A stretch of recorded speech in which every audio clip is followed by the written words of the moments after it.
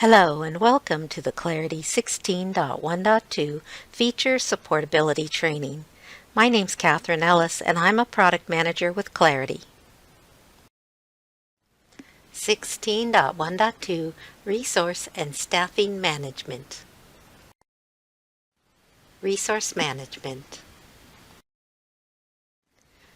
Administrators can now customize the user experience for managing resources and roles by creating custom blueprints and managing the resource object fields for attribute level security, labeling, and tooltips.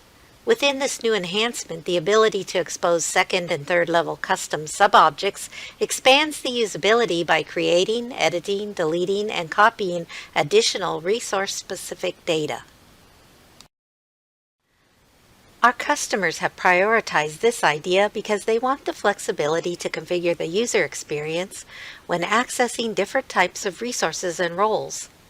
This provides a focused experience to present the user with the proper resource data they need in the application to perform their job duties. The administrator can now see the standard resource blueprint and make copies for customizing what the user sees for a role or resource. Just as in Classic PPM, the user has a different layout on the resource versus role properties page, we can now do the same here in Clarity.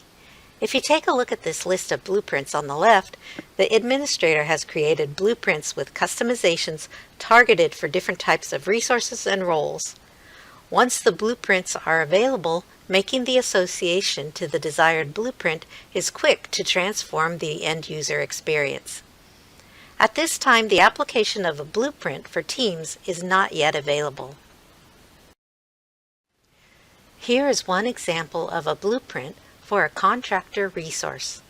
Channels have been created to display the resource tabs seen in Classic PPM along with a custom subobject module.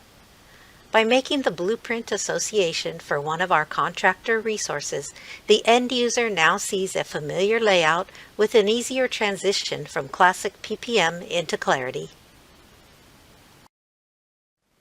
The functional capabilities of a blueprint for resources includes the Properties module, Channels, and Custom Subobject modules. Channels can extend access to resource properties from Classic. Custom subobjects also provide an extension to capture additional resource data. In our demo environment, I'll show you an example of a custom subobject that is intended for capturing additional data for contractor resources. Other types of subobjects may be created for employee or non-labor resources. You may have a need to capture separate data for roles and can also develop other subobjects. In your environment, you may have created second and third level custom subobjects under the resource object for use in Classic PPM, but were not allowed to API enable them for use in Clarity. Now you can do this after upgrading to 16.1.2. As an administrator, you can check the box on the second level subobject first, and then set the API ID on any attributes on the object. Subsequently, if you have a third level subobject, you can check the box to enable that object and then set the API ID on the attributes. This makes the objects and attributes visible to Clarity for blueprints and for attribute management. In preparing my blueprints, I wanted to create some channels to get to the tabs that are seen in Classic PPM. I'm providing you with this slide to show you how you can create the same channels in your blueprints. The steps I took to get these URLs is to go into one resource and copy the URL from Classic and replace the internal record ID with the variable, and then I added in the special parameters for hiding the Classic PPM tabs with a full screen. As a reminder, take a note that the maximum number of channels that can be configured in any blueprint is available in the Classic PPM Administration Health Report page. In the prior release, the resource created by and last updated by fields were missing. You will now see them in Release 16.1.2 for the resource workspace or any other space that pulls in the resource object, such as in the staffing workspace.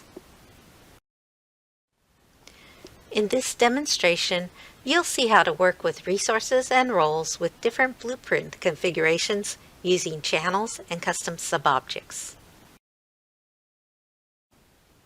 Let's log in as our administrator and take a look at some new blueprints that have been created to provide different layouts for different types of resources and roles. We've not changed the default blueprint. It's using the standard resource blueprint. Therefore, anyone without an association to a custom blueprint will see the layout from that blueprint. We do have quite a few custom blueprints in this list. Let's take a look at the blueprint for our contractor resources. The Properties page has been configured with some sections and fields from the resource object. Let's take a look at the Modules page. In this environment, a second-level custom object named Work Contracts exists, and a third-level subobject named Evaluations.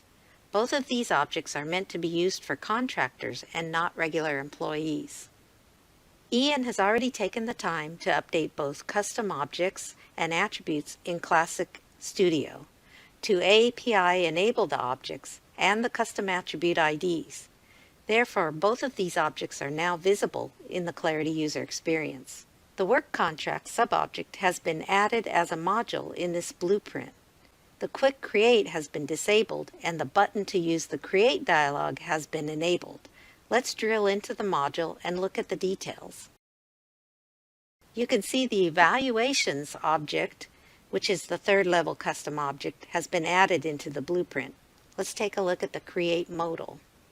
The Create modal has been configured to use the custom fields for the Work Agreement ID and the Work Start and Finish dates. We're not using the stock ID and name fields because they're set to use auto-numbering. Returning back to the Blueprint Modules page, we'll look at the other modules. These other modules here are channels. Channels that reference the Classic tabs have been added into the blueprint.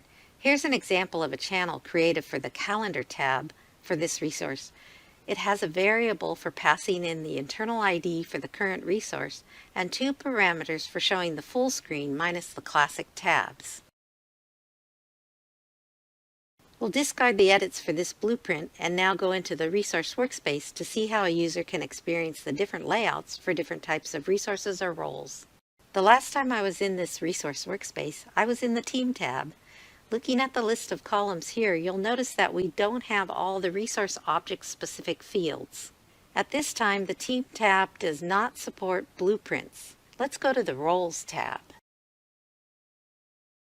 Although there's just one object for resources, the administrator can create blueprints for roles with different configurations because we know that not all fields on the resource object applies to roles. We've already associated some of the custom role blueprints to the labor and non-labor roles. And drilling into a role, we can see different layouts based on these different blueprints. You can see some fields here in the Properties and the Allocation Summary tab, which is a channel back into Classic. And if we look at a labor role, we can see there's even a different set here, and the Allocation Summary and Calendar modules. Let's go to the Resources tab. In this list, we have some resources with blueprint associations and some without. When we open Joyce's profile, we'll see the layout from the standard default blueprint. As you can see, this standard default blueprint just has the Properties module with a minimum set of fields. Now let's look at a non-labor resource. Additional fields have been put into the Properties page here, and the Allocation Summary has been added as a tab. Now we can look at our Contractor resource and see how that differs from the other blueprints. From the Details flyout, you can see the Work Contract subobject appears. And when we open the profile, we'll see the Work Contract tab as the first tab because that's how it's configured in the blueprint. The plus button is missing due to our configuration because we disabled that option, but we can make new work contracts by using the button up here. And it shows us the custom fields that we've configured in the Create modal. If we click on one of the rows, we can see the third level details of any records that are under this particular second level object. And we can configure the layout to show any of the fields in that object. You have an understanding of the power of creating different blueprints for resources and roles.